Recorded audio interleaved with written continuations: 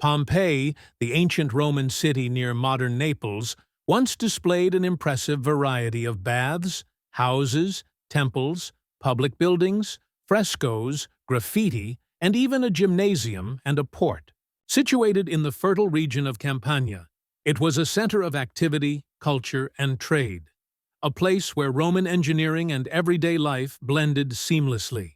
The city reflected the prosperity of its people through its organized streets, elaborate homes, and vibrant marketplaces that served citizens, merchants, and travelers alike.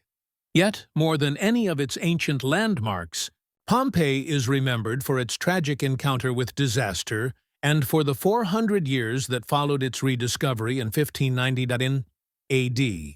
For over 2.5 centuries, it has fascinated archaeologists, historians, and visitors from around the world, uniting a grim chapter of history with humanity's enduring curiosity.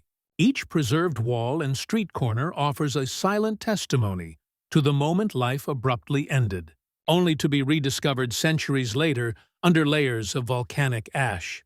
Beyond its fame as a city frozen in time, Pompeii was once a thriving settlement of more than 11,000 inhabitants. In this account, we will explore its history, reconstruction, and architecture, tracing how the Oscans, Etruscans, Greeks, Samnites, and Romans each left their mark on this remarkable city of the ancient world. The origins of Pompeii and its etymology, circa 8th century, 5th century BC, the origins of Pompeii stretch deep into Italy's prehistoric past, far earlier than the city's Roman grandeur would later suggest. Archaeological evidence reveals that the area around the modern city of Naples was already inhabited during the Bronze Age, possibly as early as the 2nd millennium BC. Small agricultural and fishing communities flourished on the fertile plains near the river Sarno, benefiting from rich volcanic soil that yielded abundant crops and easy access to the Mediterranean coast. These earliest settlements were simple and scattered, consisting of timber and thatch dwellings, but they laid the groundwork for the city that would one day become Pompeii. By the early 1st millennium BC, the region of Campania had become a crossroads of Italic tribes, trade routes, and seafaring cultures. Around the 8th century BC, 5 small Oscan villages occupied the area near the mouth of the Sarno River. The Oscans were an Italic-speaking people known for their rural traditions, clan-based communities, and close connection to the land. Their settlements were modest but organized, suggesting a cooperative local culture with shared rituals and defense structures. Over time, these small villages likely merged into a single developing settlement, the earliest version of what would become Pompeii. Around 740 BC, Greek merchants and settlers began to arrive along the Campanian coast, drawn by its strategic location and fertile resources. The Greeks, already established in southern Italy through colonies such as Cumae, Pithecusae, modern Ischia, and Neapolis, Naples, brought with them advanced craftsmanship, architecture, and maritime trade. Their arrival marked a turning point in Pompeii's early growth. It was under Greek influence that the settlement began to acquire a more urban character. Archaeologists believe that the Greeks constructed one of the first monumental buildings in the area, a Doric temple dedicated to Apollo. This structure, located near what would later become the Forum, became both a religious and civic center, indicating the start of planned urban development. The Greeks also introduced the use of formal street layouts, stone foundations, and decorative public spaces, transforming the once rustic Oscan villages into a budding town. Beyond architecture, the Greeks brought cultural and religious ideas that deeply influenced Pompeii's early society. They introduced the cult of Apollo, the god of prophecy and light, whose worship remained central to Pompeian religion for centuries. The Greeks also likely influenced artistic expression, pottery styles, and the use of writing systems that predated the Latin inscriptions later found in abundance across the city. Geography played a crucial role in Pompeii's development. The town was ideally positioned at the mouth of the river Sarno, providing direct access to the Bay of Naples and facilitating trade with other Mediterranean powers. The surrounding volcanic terrain offered fertile land for agriculture, while the nearby sea connected Pompeii to an expansive network of commerce that stretched from the Greek islands to the Phoenician ports of the eastern Mediterranean. By the 7th century BC, Pompeii had become a modest but active trading post, exporting local products such as wine, olive oil, and agricultural goods in exchange for luxury imports like fine ceramics, metals, and textiles. The meaning behind the name. The very name Pompeii has long fascinated historians and linguists, and several theories have been proposed regarding its origin. One interpretation, drawn from ancient Roman sources, links the name to the word pumpi, meaning procession. According to this account, the name may commemorate the ritual procession that celebrated the mythical victory of Hercules over the earth-born giants in the fiery Phlegraean plain, a volcanic region that ancient writers associated with Mount Vesuvius. This mythic link also explains the naming of the nearby city of Herculaneum, believed to honor Hercules himself. In the Roman imagination, the entire Campanian landscape was intertwined with heroic legend, fire, and divine power, themes that would later prove tragically prophetic. A second theory suggests an Oscan origin, tracing Pompeii to the word Pompe, meaning five.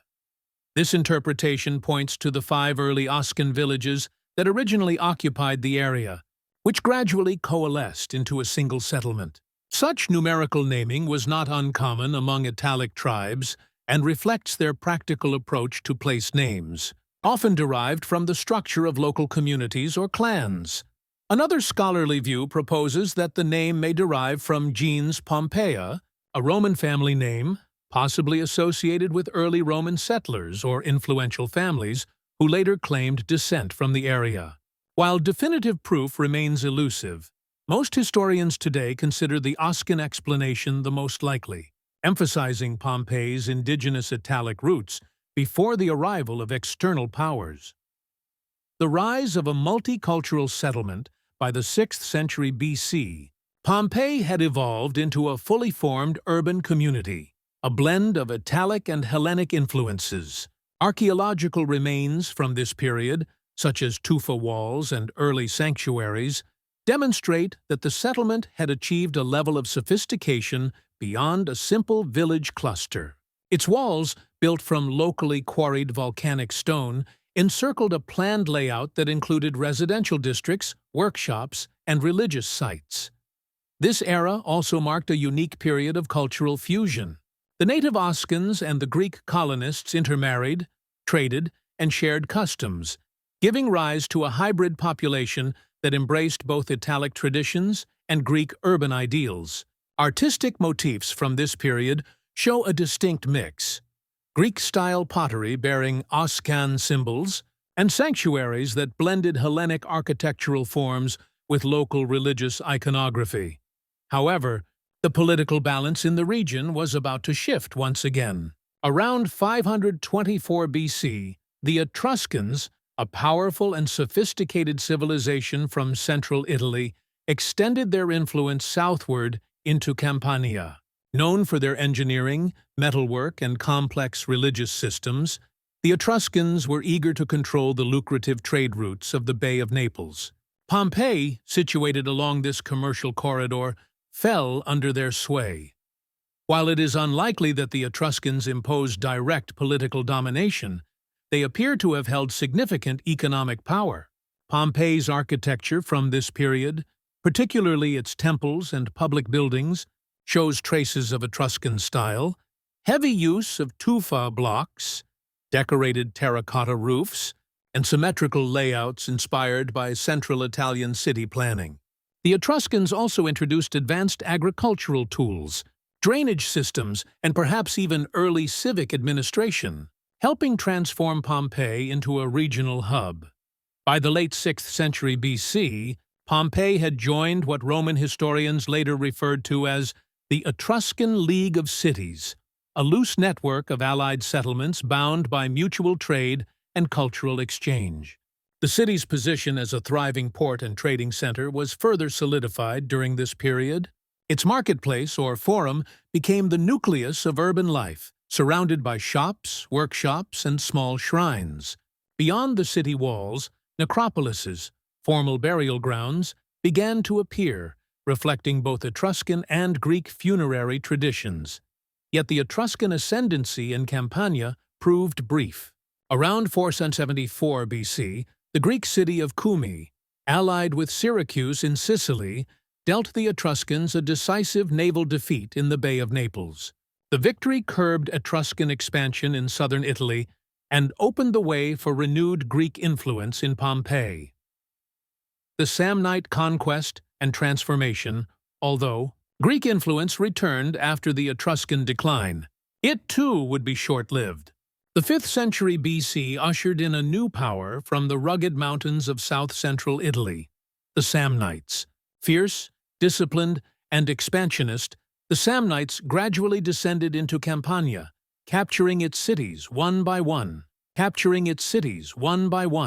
Archaeological and literary evidence suggests that Pompeii came under Samnite control around 424 BC. The transition was not peaceful. Signs of damage and reconstruction from this period hint at conflict or siege. By then, the city had begun to show signs of neglect. Certain religious sites, such as the Temple of Apollo, fell into disuse, and some residential quarters were left in disrepair. Under the Samnites, however, Pompeii experienced a new phase of cultural evolution. The conquerors, though known primarily for their martial traditions, were not merely warriors. They brought with them distinct artistic and religious sensibilities, combining native Italic customs with borrowed Greek elements. Excavations have revealed that the Samnites constructed their own temples within the city, the most notable being one dedicated to Mephitis, a goddess associated with volcanic gases, fertility, and the Earth's hidden powers. Dating from the 4th or 3rd century BC, this sanctuary reflected the Samnites' deep respect for the natural forces surrounding them, particularly the volcanic phenomena of Vesuvius. The worship of Mephitis was both practical and symbolic, an acknowledgement of the region's dangers and a plea for protection against them. Other archaeological finds from the Samnite period include richly decorated tombs, pottery, and domestic items such as lamps, seashell ornaments, and terracotta figures. Of particular interest is a ritual bath discovered near one of the sanctuaries.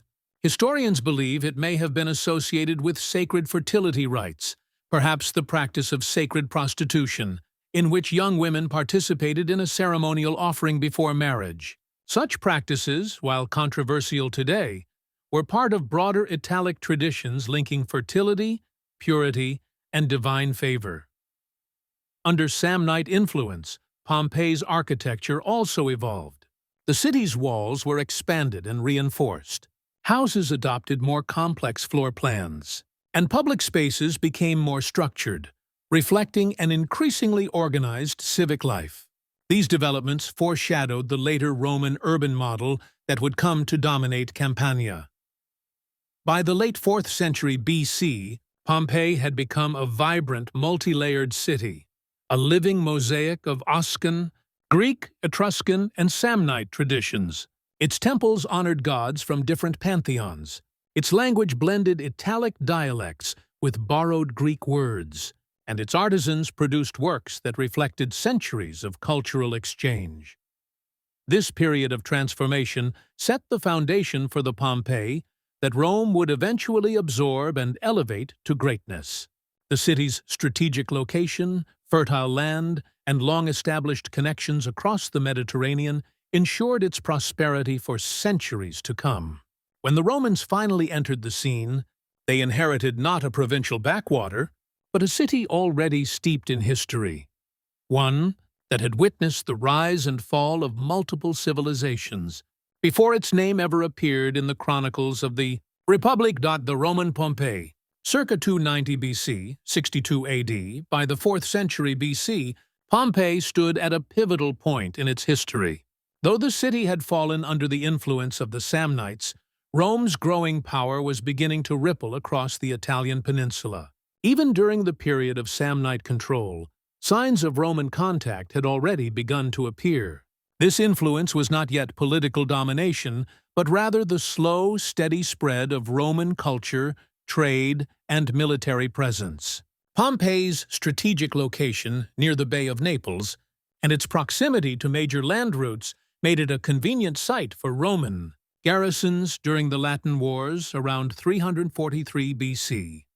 Soldiers stationed there introduced Latin customs, currency, and perhaps even elements of Roman civic organization long before Pompey formally entered Rome's sphere of control. By the time of the Third Samnite War, 298–290 BC, the balance of power in Italy had shifted decisively. The Samnites, once dominant, were finally subdued after decades of resistance, and Pompey found itself firmly aligned with the ascendant Roman Republic. The city's loyalty to Rome during the final conflict earned it special treatment. Rather than being absorbed as a conquered territory, Pompey was granted the privileged status of soci, an allied state. This meant it retained a degree of self-governance, maintained its local magistrates, and enjoyed protection under Roman law, while also being obligated to provide troops and support in times of war. This alliance marked the beginning of Pompey's integration into the Roman world. Over the next centuries, the city would undergo a transformation in every sphere: economic, architectural, political, and cultural, evolving from a modest, Italic port into one of the most vibrant towns in Campania. A prosperous port in the Bay of Naples, Pompeii's position on the fertile Campanian plain and its access to the river Sarno gave it a distinct advantage. The Sarno acted as a natural artery linking the hinterland with the Bay of Naples, allowing goods to flow easily between inland producers and maritime traders. As the Roman Republic expanded, trade flourished, and Pompeii's port became a vital hub connecting southern Italy to the wider Mediterranean. By the 2nd century BC, Pompeii's docks and warehouses were thriving. Amphorae discovered on-site indicate regular exports of garum, the famed fermented fish sauce so prized across the Roman world. This pungent condiment, produced in large vats using local fish and salt, became one of Pompeii's most profitable exports. In addition to garum, the city shipped out olives, figs, cherries, apricots, and vegetables such as onions and cabbages, all cultivated in the nutrient-rich volcanic soil of the region. But the most celebrated of all Pompeian exports was its wine. Vineyards blanketed the countryside, their grapes nourished by the mineral-rich ash of Mount Vesuvius. Ancient writers, including Pliny the Elder, later noted the distinctive flavor and strength of Campanian wines. Large amphorae stamped with Pompeian seals have been found as far away as Gaul and North Africa. Attesting to the city's wide trading reach, Pompeii also became a gateway for imports. Ships brought exotic goods to its markets: fine textiles from the East, perfumes and spices from Arabia and India, and luxury items such as ivory, glassware, and carved furniture. The city's merchants grew wealthy, and their prosperity was reflected in the elaborate homes and lavish decorations that came to define Pompeian domestic architecture, urban expansion, and infrastructure economic. Success naturally led to urban growth. As Pompeii's population and wealth increased, so too did the demand for infrastructure that matched its new importance.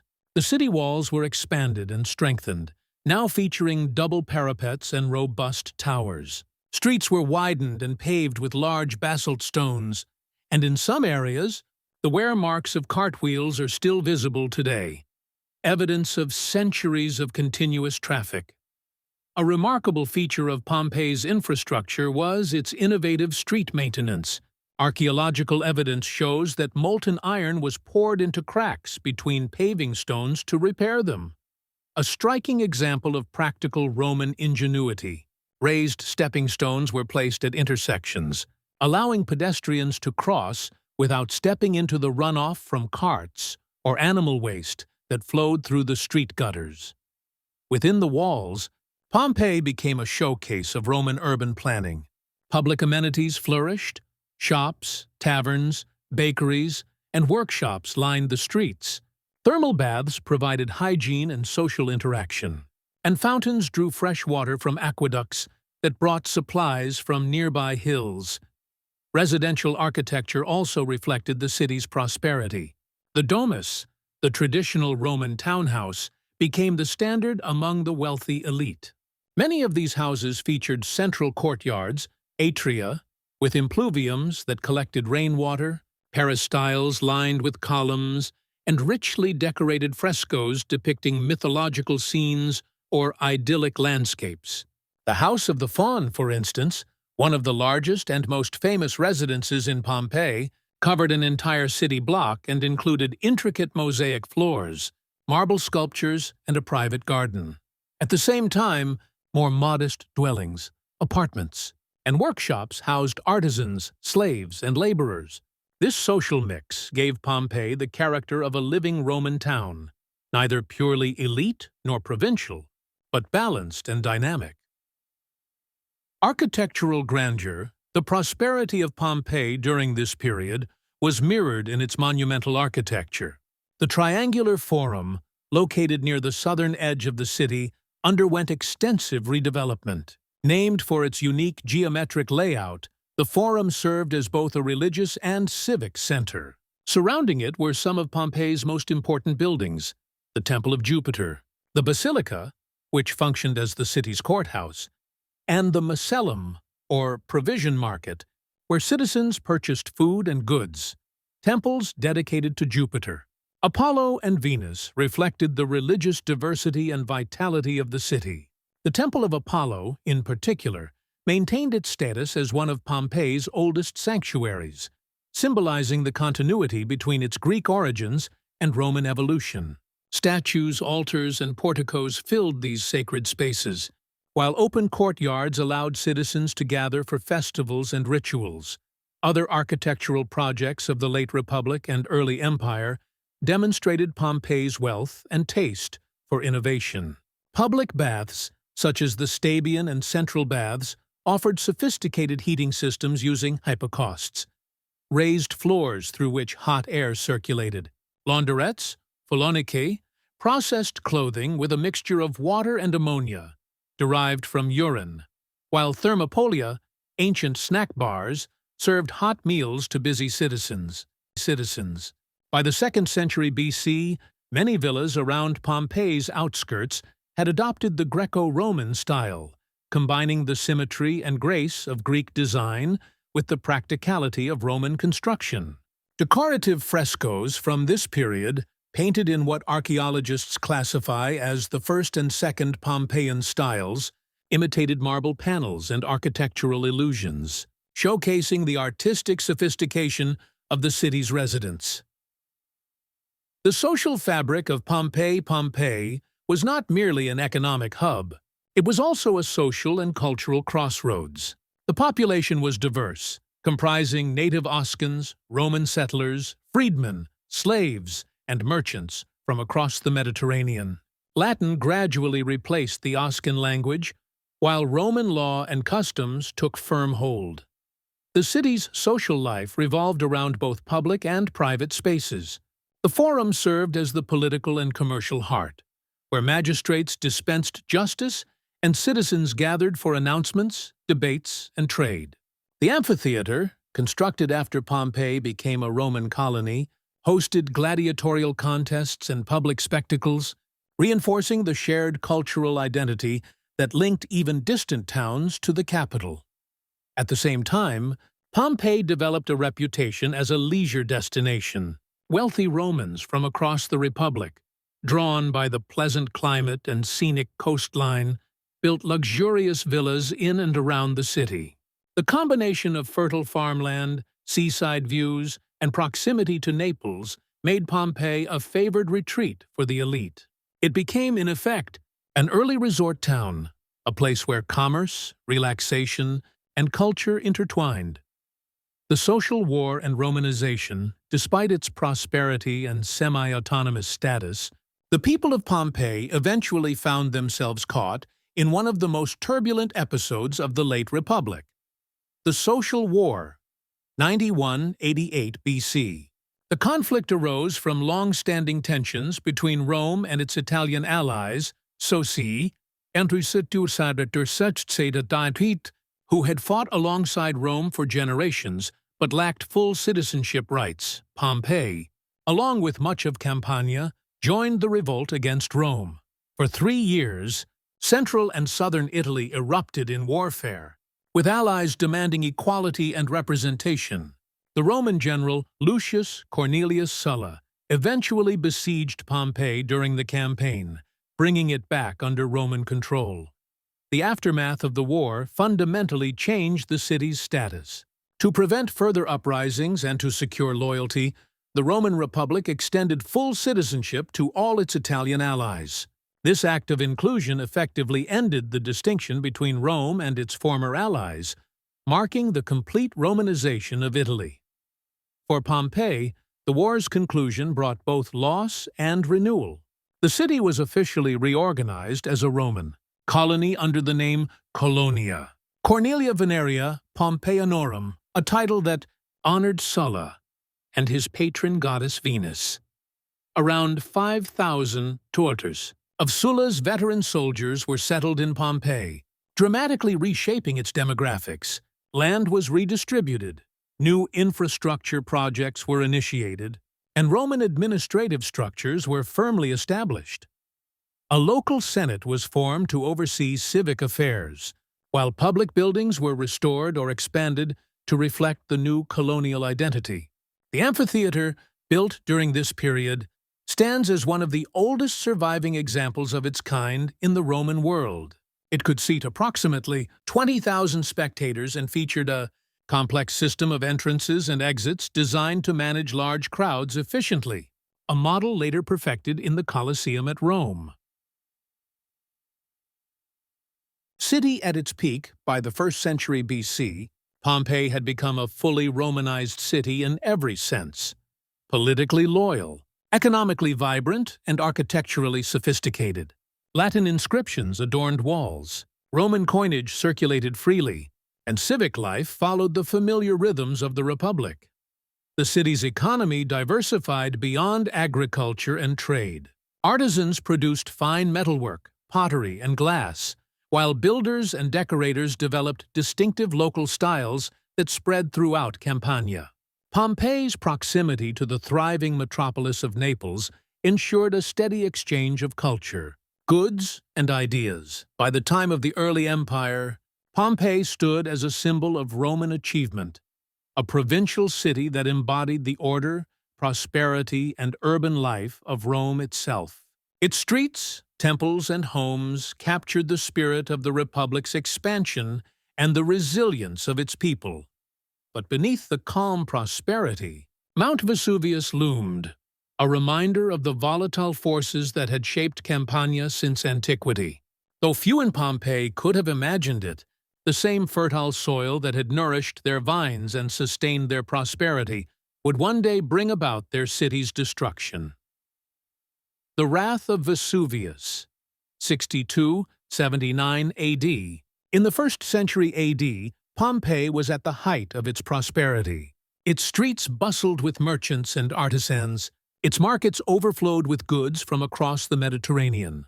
Its villas, richly decorated with frescoes and mosaics, reflected the wealth of an urban class that had thrived under Roman peace. Yet beneath this apparent stability, the ground itself hid the forces that would bring everything to an end. Mount Vesuvius, which loomed quietly to the north of the Bay of Naples, had long been regarded as a familiar feature of the landscape. Green, fertile, and seemingly benign. Few, if any, of the inhabitants of Campania realized that it was a volcano. Centuries had passed since its last major eruption, and by the time of the Roman Empire, its slopes were covered with vineyards and farms. Writers such as Vitruvius and Seneca mentioned the unusual quality of its soil, but no living memory remained of its destructive power. The earthquake of 62 AD, the first warning, came in 62 AD. Without forewarning, a massive earthquake struck the region, devastating Pompeii and neighboring Herculaneum. Ancient sources, including Seneca the Younger, describe the event as violent and prolonged. Temples, houses, and public buildings collapsed.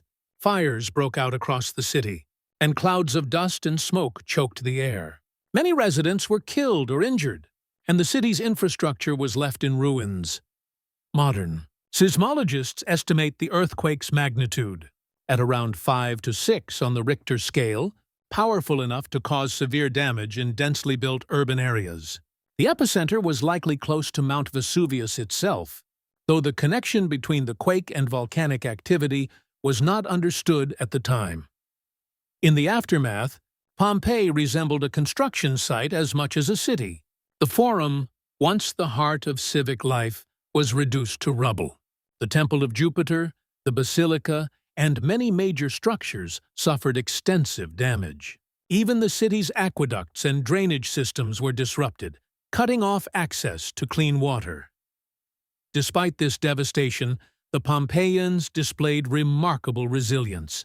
Reconstruction began almost immediately. Stonemasons, carpenters, and artisans worked tirelessly to restore the city's temples and baths. Some areas were rebuilt on a grander scale than before, incorporating more refined Roman architectural techniques. The central thermal baths, for instance, were reconstructed with new heating systems and elaborate decorative features. At the same time, new construction projects began to reshape the urban landscape. The Temple of Vespasianus and the Temple of the Lares were commissioned, symbolizing both civic renewal and devotion to the imperial cult. Private citizens also undertook rebuilding efforts, repairing damaged homes or converting them into more spacious, modern dwellings. Years of unease, however. The years following the earthquake were marked by instability. Seismic tremors continued intermittently throughout the 60s and 70s AD. In 64 AD, when a great fire devastated Rome, tremors were reported again in Campania. Many residents grew accustomed to the ground shaking beneath them. Others saw it as an omen, but not necessarily one of catastrophe. Life in Pompeii gradually returned to normal, or at least to a new version of normal. Markets reopened, the amphitheater once again hosted gladiatorial contests, and travelers continued to arrive from Naples and beyond. Yet archaeological evidence indicates that many buildings still bore cracks and incomplete repairs by the late 70s. Some wealthier residents even left the city altogether, moving inland or to Rome, leaving behind partially rebuilt villas and empty workshops. The final days. August 79 AD. Then, in late summer of 79 AD, Mount Vesuvius awoke. The precise date of the eruption remains debated. Ancient manuscripts of Pliny the Younger's account suggest either August 24th or possibly October 24, but the sequence of events is now well understood through modern volcanology and archaeology. In the early hours of the day, minor tremors shook the region. Around midday, Vesuvius erupted violently, blasting a column of ash, pumice, and gas high into the stratosphere. Pliny the Younger, then living across the bay in Misenum, described it as resembling a pine tree. A tall trunk of smoke topped by spreading branches of ash. The eruption could be heard and seen for miles. For the next 18 hours, a continuous rain of pumice and ash descended upon Pompeii. The wind carried the debris directly over the city, covering streets and rooftops in a thickening blanket of volcanic material. Residents who did not flee early found it increasingly difficult to move through the choking darkness. Many sought shelter inside their homes, believing the worst would soon pass. Archaeologists have found hundreds of bodies in upper rooms or stairwells, suggesting that people attempted to escape but were trapped as the ash piled up. Roofs collapsed under the weight of falling debris, crushing those below. Others were suffocated by the dense air, which grew heavy with sulfur and heat. the pyroclastic flows, but the true horror was yet to come. In the early hours of the following morning, Vesuvius entered its most violent phase. The enormous column of ash and gas above the volcano collapsed, sending deadly pyroclastic surges racing down its slopes. These fast-moving clouds of superheated gas, rock, and ash, exceeding temperatures of 400 degrees Celsius, reached Pompeii in waves, each more devastating than the last. Within moments, the city was engulfed. The heat was so intense that it vaporized flesh and caused instant death for anyone still within reach. Studies of skeletal remains show evidence of extreme thermal shock. Victims frozen in their final positions, muscles contracting in death. In some cases, jewelry and coins were found still clutched in their hands, preserved as they fell. The surges filled every street and doorway with fine ash, sealing the city beneath more than 6 meters of volcanic material. Buildings collapsed inward, their walls encased in hardened pumice. In a matter of hours, Pompeii ceased to exist as a living city and became a tomb. Pliny the Younger's account, the eruption was recorded by Pliny the Younger, who observed it from across the bay and later described it in 2 letters to the historian Tacitus. His uncle, Pliny the Elder, a noted naturalist and commander of the Roman fleet at Misenum, attempted to sail across the bay to investigate the phenomenon and rescue stranded citizens. He never returned, likely suffocated by the toxic gases near Stabiae. Pliny's vivid account remains one of the earliest eyewitness descriptions of a volcanic eruption in history. In one passage, he recalls the moment the darkness fell. Ashes were already falling, not as yet very thickly. I looked around. A dense black cloud was coming up behind us, spreading over the earth like a flood. Darkness fell, not the dark of a moonless or cloudy night, but as if the lamp had been put out in a closed room. He described the chaos that followed. Women screaming, children crying, men shouting for loved ones, and the crowd stumbling blindly in the dark. Many prayed to the gods, others believed the world itself was ending. Pliny's words convey not only the physical terror, but also the existential fear that gripped those who witnessed the destruction. The aftermath, when the eruption ended, the landscape of Campania was unrecognizable. The once green slopes of Vesuvius were scarred and barren. Pompeii lay buried under meters of ash, its location gradually forgotten. Nearby Herculaneum suffered a similar fate, entombed under volcanic mud that hardened into stone. Other towns, Stabiae, Oplantis, and Boscoriale, were either destroyed or severely damaged. For centuries, the site remained hidden.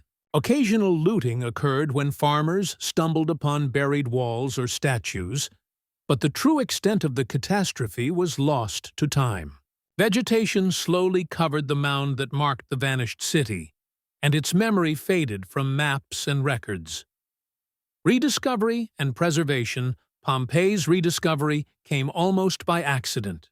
In 1599, workers digging a canal encountered frescoed walls and inscriptions, but systematic excavation did not begin until the mid-18th century under the Bourbon kings of Naples. The discoveries astonished Europe. Streets, temples, and homes appeared almost intact, their contents preserved by the same ash that had once destroyed them. For historians and archaeologists, Pompeii became a time capsule, a window into the daily life of an ordinary Roman city. Everything from bread loaves in ovens to graffiti on walls was found preserved. Frescoes depicted gods, nature, and everyday scenes. Carbonized scrolls recorded household accounts and private letters. Modern scientific study has continued to refine our understanding of the disaster. Analysis of volcanic layers confirms that the eruption unfolded in 2 main phases: a prolonged pumice fall, followed by the deadly pyroclastic surges. Thermal analysis of skeletal remains suggests that most victims perished not from suffocation, but from extreme heat exposure. Significance: The destruction of Pompeii in 79 AD was not merely a local tragedy. It became one of the defining natural disasters of the ancient world. Its suddenness, completeness, and preservation have made it a cornerstone of archaeological research. The event also influenced Roman thought. Later writers interpreted it as a reminder of the power of nature and the fragility of human achievement. For centuries afterward, Vesuvius remained active, erupting repeatedly in the Roman and medieval periods. Yet no later event equaled the cataclysm of 79 AD in scale or historical impact. Today, the ruins of Pompeii stand as both a memorial and a lesson. The city that once thrived on the promise of fertile soil and commerce was undone by the very mountain that sustained it. Its silent streets, preserved under volcanic ash, continue to speak, offering insight into the daily lives, faith, and resilience of those who perished. Pompeii's tragedy, paradoxically, became its preservation. In death, the city achieved a kind of immortality. Frozen, at the moment, the world ended for its people. Reconstruction of Pompeii. However, as noted earlier, beyond the enduring image of tragedy lies the real Pompeii, a prosperous Roman city that once housed more than 11,000 inhabitants. Long before it became a symbol of destruction, Pompeii stood as a thriving urban center, remarkable for its organization, artistry, and adaptation to Roman life. By the late 1st century AD, the city was known not only for its productive vineyards and flourishing wine trade, but also for its reputation as a resort town, a place where the wealthy came to relax in the shadow of Vesuvius. Archaeological remains of grand villas, shaded courtyards, and garden retreats reveal a settlement that embraced leisure as much as commerce. Reconstructing Pompeii, both in the literal and historical sense, has been one of archaeology's most ambitious and revealing undertakings. Centuries of excavation, study, and digital reconstruction have allowed historians to piece together a remarkably detailed picture of daily life. Before the eruption of 79 AD, it Pompeii. What emerges is not a frozen tableau of a dying city, but a living organism, dynamic, diverse, and fully integrated into the cultural and economic network of the Roman Empire. The layout of the city at its height, Pompeii covered about 66 hectares, enclosed within massive fortification walls dating back to the Samnite period. The urban plan reveals a sophisticated understanding of spatial design typical of Roman towns. The streets followed an irregular but practical grid, adapting to the contours of the terrain. Major thoroughfares such as the Via dell'Abbondanza and Via di Nola ran east to west, connecting the city's gates to its commercial and residential quarters. Secondary lanes branched off into neighborhoods filled with houses, workshops, and taverns. Paving stones of volcanic basalt still bear the deep ruts carved by centuries of wagon wheels, and the raised stepping stones at intersections speak to the city's advanced approach to public sanitation. Rainwater and waste were directed through underground channels, while aqueducts provided a steady supply of fresh water to fountains and private homes. Every detail of Pompeii's design reflects the Roman concern for order, functionality, and comfort. Public spaces and civic architecture. At the center of this network lay the Forum, the heart of political, religious, and economic life. Surrounded by colonnades and administrative buildings, the Forum served as both marketplace and meeting ground. Here stood the Basilica, functioning as the city's courthouse and a symbol of Roman justice, the Temple of Jupiter, towering over the square, and the Macellum, a covered market filled with stalls selling meat, fish, and produce. Statues of emperors, magistrates, and local benefactors lined the open spaces, reinforcing the civic pride of Pompeii's citizens. Beyond the Forum stretched the city's cultural and recreational complexes. The amphitheater, completed in the late 1st century BC, could seat around 20,000 spectators and was the venue for gladiatorial games and athletic contests. Nearby stood the Palaestra, or large public gymnasium, where young men trained and citizens strolled in colonnaded gardens. The Stabian, Forum, and Central Baths formed part of an intricate social network, places not only for bathing, but also for conversation, exercise, and relaxation. Each bath complex was equipped with heated floors, steam rooms, and decorative mosaics that mirrored the Roman ideal of urban sophistication. Residential life Pompeii's houses offer an unparalleled glimpse into Roman domestic life. Archaeological studies have identified a broad range of dwellings, from modest one-room shops with sleeping quarters above to sprawling villas covering entire city blocks. The domus, or traditional townhouse, reflected the social aspirations of its owner.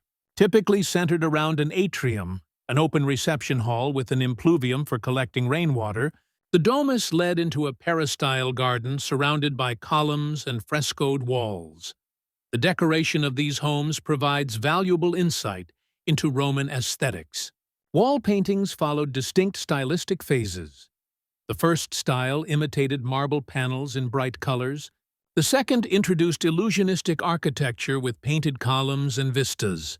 The third favored delicate ornamental motifs, and the fourth combined architectural illusion with intricate mythological scenes.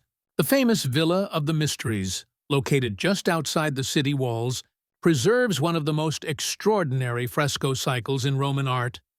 A series of life-sized figures engaged in what appears to be an initiation into the cult of Dionysus. Mosaics, too, adorned floors with geometric patterns or detailed imagery. The Beware of the Dog mosaic from the house of the tragic poet remains one of Pompeii's most iconic artifacts. These decorative details reveal not only artistic skill, but also the values of Pompeii's citizens, their devotion to beauty, their fascination with myth, and their desire to display culture and status through the home. Commerce and industry economically.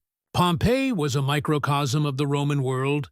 Workshops, bakeries, and taverns lined the busy streets, many identified by wall paintings or carved relief signs advertising their goods.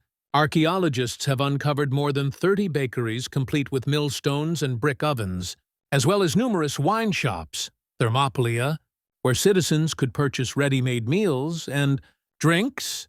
The city's proximity to fertile farmland meant that agriculture and food production were vital to its economy. Olive presses and wine vats found in the surrounding countryside attest to large-scale farming operations. Amphorae stamped with merchant seals indicate that Pompeii exported goods throughout the empire. Garum production, in particular, reached industrial proportions. This fermented fish sauce, prized across Roman society, was manufactured in workshops near the coast, where large basins were used to mix fish, salt, and herbs. Amphorae of garum bearing Pompeian markings have been discovered as far away as Gaul and North Africa, proving the city's commercial reach. Religion and spiritual life. Religion permeated every aspect of Pompeian life. Temples, shrines, and household altars filled the city. The Temple of Apollo, among the oldest sanctuaries, reflected the city's Greek heritage, while the Temple of Venus symbolized its later Roman identity and devotion to the imperial cult. Other deities such as Isis, Mercury, and Fortuna were also worshipped, illustrating the diversity of faith in a cosmopolitan Roman town. Within private homes, small shrines known as Lararia honored the household gods, the Lares and Penates, protectors of family and domestic prosperity. These miniature altars, often painted with images of serpents, symbols of fertility and abundance, were placed in kitchens or courtyards. Offerings of fruit, incense, and wine were made daily, blending public religion with intimate family practice. Art, culture, and everyday expression. The artistic vitality of Pompeii extended beyond temples and villas. Public buildings were richly adorned with statues and reliefs, while graffiti covered walls throughout the city. Far from being mere vandalism, this graffiti provides historians with first-hand voices of ancient inhabitants, Messages ranged from political slogans and shop advertisements to love notes and humorous sketches. One wall reads, "I admire you, Celadus, the gladiator," while another boasts, "Gaius loves his barmaid." These spontaneous inscriptions bring humanity to the ruins, reminding modern visitors that Pompeii was not an abstract monument, but a living community filled with personalities and emotions. Music and performance were also integral to Pompeian life.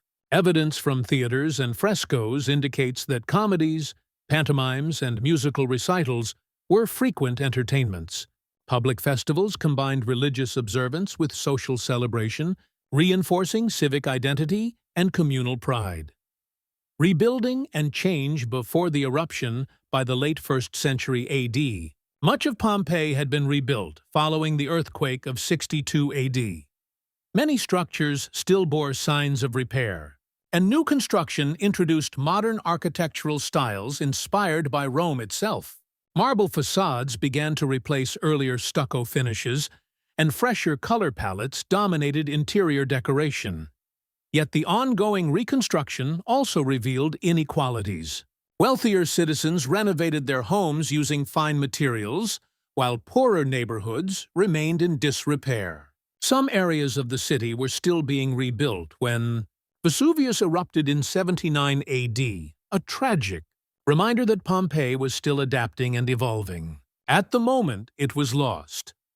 Modern reconstructions and understanding, thanks to centuries of excavation and analysis, modern researchers can now recreate Pompeii in extraordinary detail. Archaeologists have mapped every street, cataloged every building, and analyzed the spatial organization of neighborhoods. Advances in digital modeling and 3D reconstruction allow scholars and visitors to visualize how the city once appeared. Its painted walls restored, its fountains flowing, and its streets alive with people.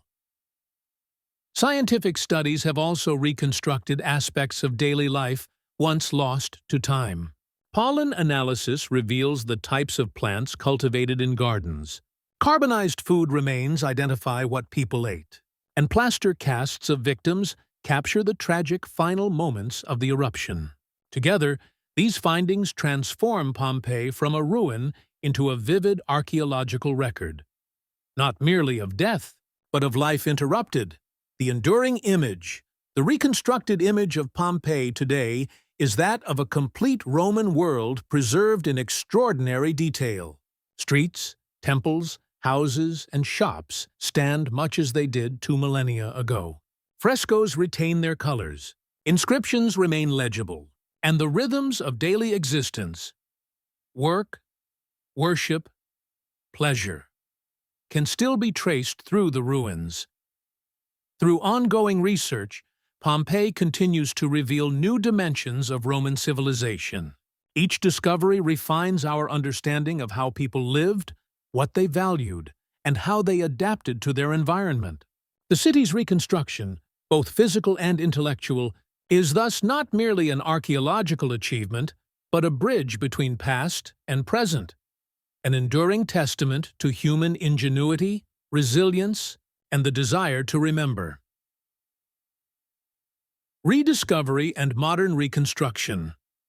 1599 AD present. For nearly 17 centuries after the eruption of Mount Vesuvius, Pompeii remained lost, buried beneath layers of ash, forgotten by time, and remembered only through vague references in ancient texts.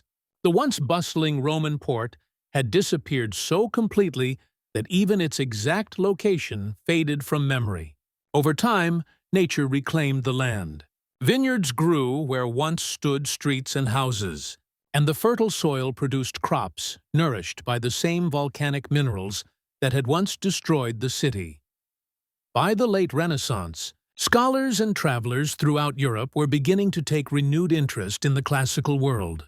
The rediscovery of ancient manuscripts, art, and architecture had sparked a wave of curiosity about Rome and Greece. Yet, few imagined that beneath the quiet fields near Naples lay an entire Roman city, perfectly preserved, waiting to be revealed. The accidental discovery of 1599, the first rediscovery of Pompeii occurred by accident in 1599, during the reign of Philip III of Spain, when the region of Naples was under Spanish control. Engineer Domenico Fontana was digging a canal along the Sarno River to improve water flow in the area. While cutting through the earth, workers struck decorated walls, frescoes, and inscriptions, evidence of ancient structures. Fontana quickly realized he had uncovered something remarkable. However, the cultural climate of the time was cautious toward depictions of pagan gods and sensual art. When the frescoes revealed scenes of mythology and nudity, the excavation was quietly covered again. No systematic exploration followed, and the site slipped back into obscurity for another century and a half. The rediscovery of 1748, the story resumed in 1748, under a new political and intellectual climate. Charles of Bourbon, the King of Naples, later Charles III of Spain, had a strong interest in antiquities and sought to enhance his kingdom's prestige through archaeological discovery. A decade earlier, excavations at nearby Herculaneum had already revealed astonishing finds: marble statues, mosaics, and papyrus scrolls preserved in volcanic mud. Encouraged by these successes, the king authorized further exploration in the surrounding area.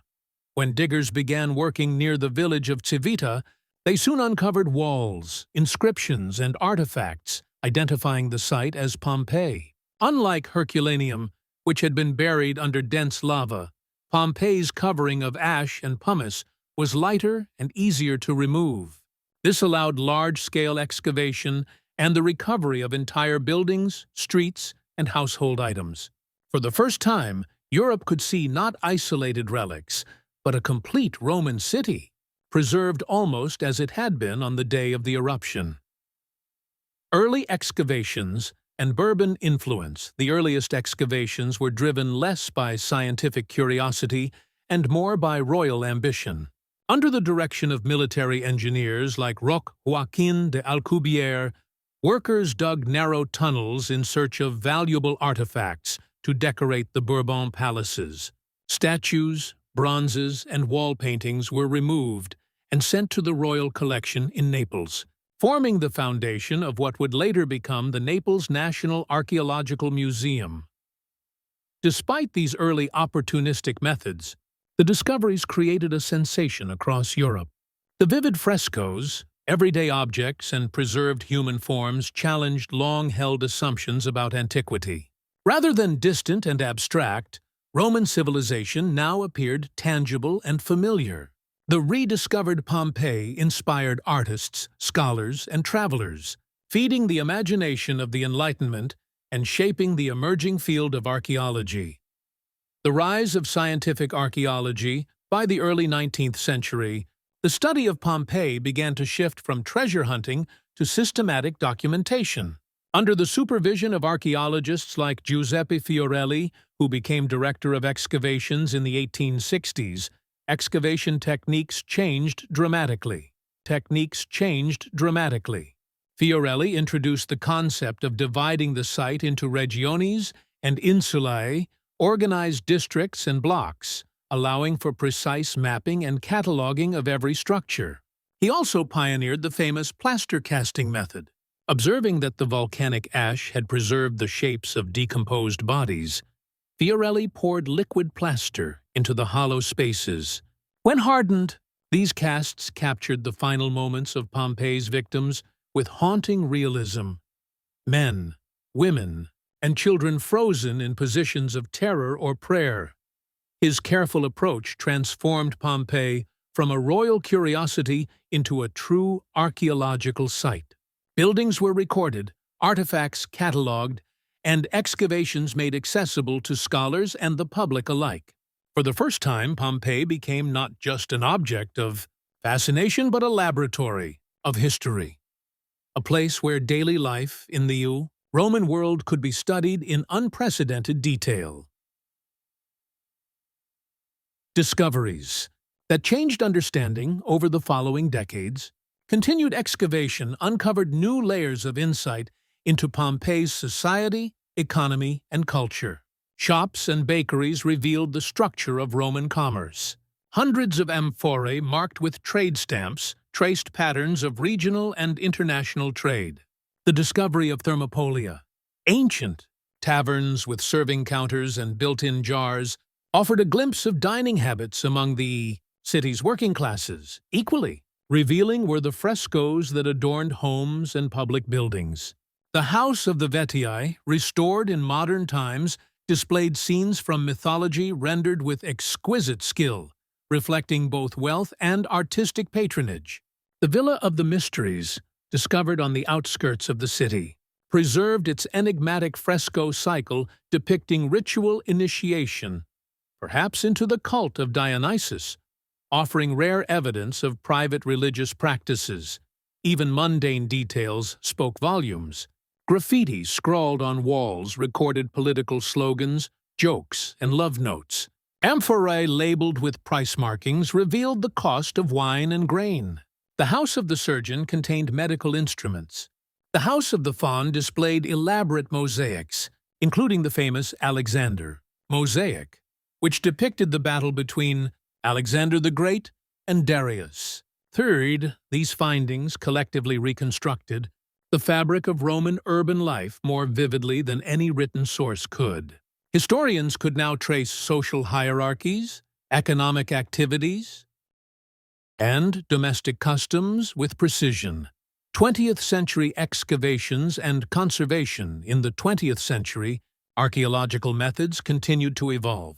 Italian archaeologists Amedeo Maiori and later Alfonso de Franciscus expanded the excavation zones, focusing on both recovery and preservation.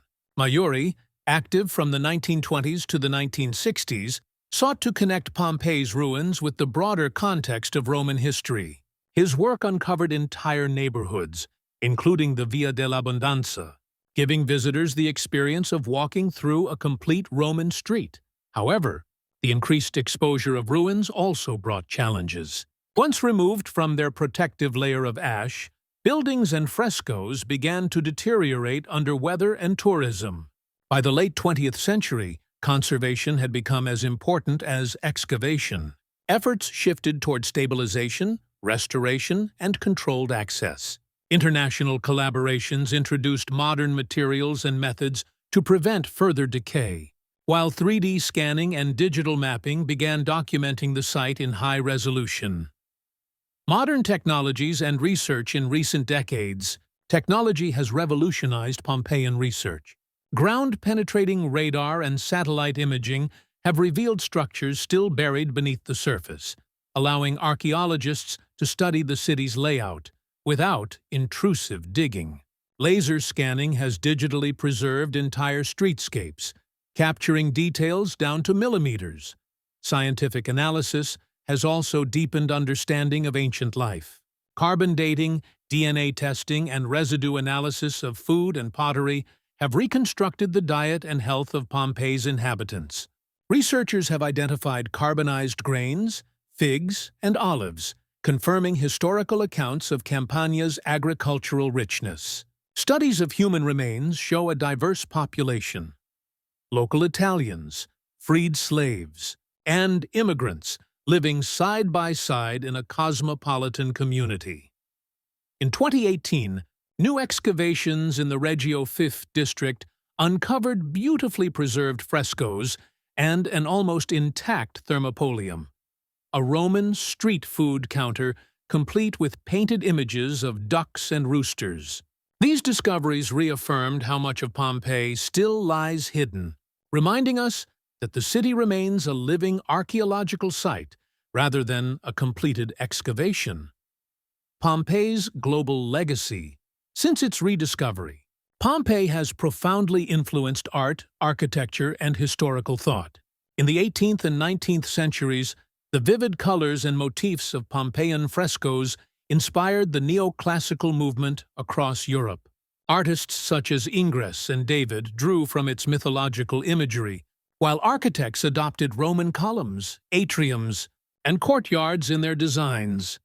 Writers and philosophers viewed Pompeii as both a moral and historical lesson. To some, It symbolized the fragility of civilization, a reminder that even the mightiest societies could vanish in an instant. To others, it represented humanity's enduring fascination with the past and the hope of rediscovery. Today, Pompeii is one of the most visited archaeological sites in the world and a UNESCO World Heritage Site since 1997. Millions walk its ancient streets each year, guided by the same curiosity that drove early explorers centuries ago. Despite modern challenges, erosion, tourism pressure, and environmental threats, preservation efforts continue. The Great Pompeii Project, launched in the 2010s with support from the European Union, has restored large portions of the city and improved protection for fragile structures. The Eternal City, beneath the Ash Pompeii's rediscovery, is not merely a tale of excavation, it is a dialogue between past and present. Every artifact unearthed, every fresco cleaned, and every wall stabilized reconnects us with the people who lived and died there 2,000 years ago. Through their streets and homes, we glimpse the rhythms of ordinary Roman life. Their laughter, ambitions, and fears, preserved by tragedy, yet revived through science. In a sense, Pompeii has been reconstructed twice. First by its own citizens after the earthquake of 62 AD, and again by modern archaeologists after its rediscovery. The first sought to rebuild a living city. The second strives to preserve its memory. Together, they form a continuous story of resilience and renewal. A reminder that even in destruction, history endures. Pompeii remains one of history's most powerful reminders of both nature's force and humanity's endurance. Buried in silence for centuries, it now speaks with a voice clearer than any written record. Within its streets and homes, archaeologists have uncovered the texture of ordinary Roman life, its ambitions, its artistry, and its everyday routines. Few other places in the world allow us to see antiquity so directly, not as a distant legend, but as a lived reality. Every stone and fresco tells a story, not of emperors or armies, but of bakers, merchants, and families who once walked beneath the shadow of Vesuvius. Their city, lost and rediscovered, continues to teach us how civilizations rise, adapt, and endure long after their time has passed. Today, Pompeii stands preserved not merely as a ruin, but as a testament to human curiosity, the desire to remember, to study, and to understand. Its rediscovery shaped the birth of modern archaeology. Its art influenced centuries of culture, and its preservation remains a global effort. And so, as we walk through its silent streets, we are reminded that history is never truly lost. It waits beneath the surface, ready to be found again. Pompeii endures, not in tragedy, but in remembrance. A city that died once, yet continues to live in every discovery made beneath its timeless ash. If you enjoyed this exploration of Pompeii's history, consider supporting this channel by subscribing, liking, and sharing this video. Leave a comment below and tell us which part of Pompeii's story fascinated you the most.